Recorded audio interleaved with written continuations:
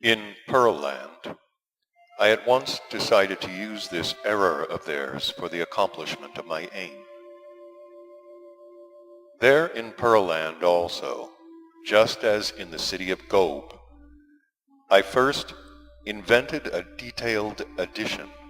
to the mentioned religious teaching, and afterwards by every possible means I began spreading this invention of mine. I began to spread there in Pearlland that most sacred prana about which our divine teacher Saint Buddha had explained is already present not only in people but also in all the other beings that arise and exist on our planet Earth. A particle of that fundamental, most great, all-embracing, namely the most sacred prana, has already from the very beginning settled in every form of being of every scale, breeding on the surface of the planet, in the water, and also in the atmosphere. I regret to have to say here, my boy, that I was then constrained more than once to emphasize that these words had been uttered by the very lips of Saint Buddha himself. The several beings there with whom I had meanwhile established friendly relations, and whom without any discussion I first of all persuaded there of that invention, not only immediately fully believed it, but afterwards also very effectually helped me, of course unconsciously, in spreading this new invention of mine. Here also these friends of mine always and everywhere very zealously and passionately proved to other beings like themselves that this was just so and could not possibly be otherwise. In short, there in Pearlland, owing to this second invention of mine, the desired results were unexpectedly rapidly brought about. And there in Pearlland, owing simply to my invention, your favorites so greatly changed their essence relations towards the beings of other forms, that they not only ceased to destroy the existence of these beings for their famous sacrificial offerings, but even began very sincerely with the whole of their being to regard these beings of other forms as beings like themselves. If only it had all continued like that, it would have been very good. But here as well, just as in the country Maral-Plessis, they soon began, as is proper to them, to wiseacre and to manifest all kinds of comical aspects of their habet bernoni. For instance, only a quarter of their year after the commencement of my preaching, you could see, when strolling down the street of the city Caimon, almost at every step, beings there walking on what are called stilts. And they walked on stilts in order not to risk crushing some insect or other, a little being, as they thought, just like themselves. Many of them were afraid to drink water that had not been freshly taken from a spring or stream, because they thought that if the water had been a long time out of the spring or stream, little beings might have got into the water, and without seeing them they might suddenly swallow these poor little creatures like themselves. Many of them took the precaution to wear what are called veils, lest poor little beings like themselves in the air might chance to enter mouths or noses, and so on and so forth. From that time on, various societies began to arise there in Pearlland, in the city of Caimon and its outskirts, whose aim was to protect defenseless beings of various forms, both those existing among them and those they called wild. Rules existed in all such societies prohibiting not only their destruction for sacrificial offerings,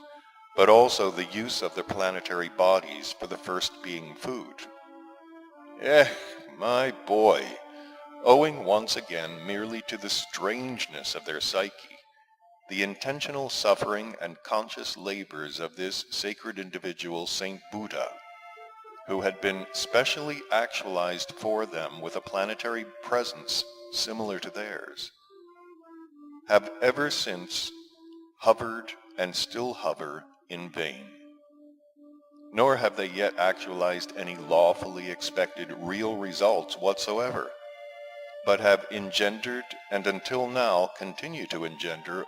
only all kinds of pseudo-teachings there, like those existing there in recent times under the names of occultism, theosophy, spiritualism, psychoanalysis, and so on, which before, as now, are means only for the obscuring of their already without this obscured psyche. It is needless to say that from the truths indicated by Saint Buddha himself, absolutely nothing has survived and reached the beings of the present time. Half of one of the words, however, managed to reach even the contemporary beings of that unparalleled planet. And this half of a word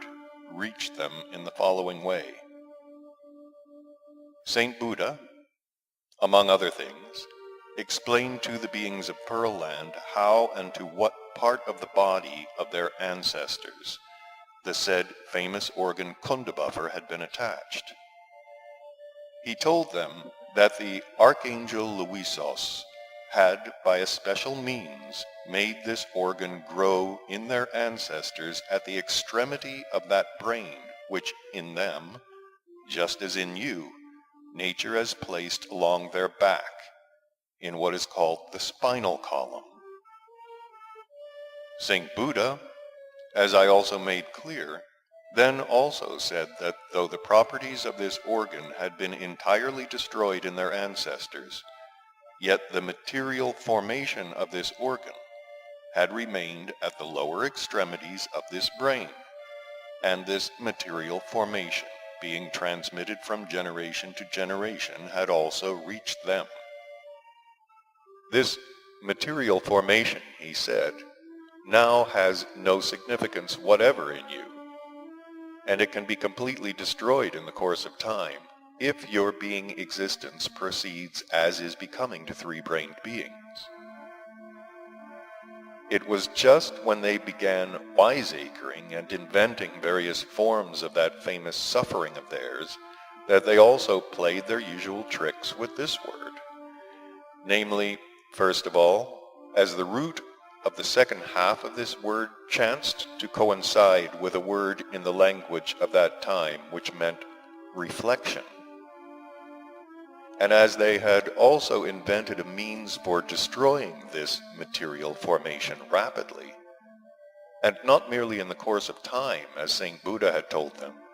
they also wiseacred about this word according to the following rumination of their bobtailed reason. Of course, when this organ is in action,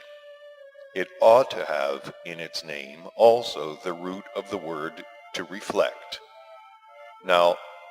since we are destroying even its material basis, the name must end with a word whose root means former. And because former in their current language was then pronounced lina, they changed the second half of this word, and instead of reflection, they stuck in the mentioned lina, so that instead of the word Kundabuffer, they obtained the word Kundalina. Thus it was that half of the word Kundabuffer survived, and being transmitted from generation to generation, finally reached your contemporary favorites also, accompanied, of course, by 1,001 different explanations. Even the contemporary learned beings also have a name made up of very abstruse Latin roots for that part of the spinal marrow. The whole of what is called Indian philosophy now existing there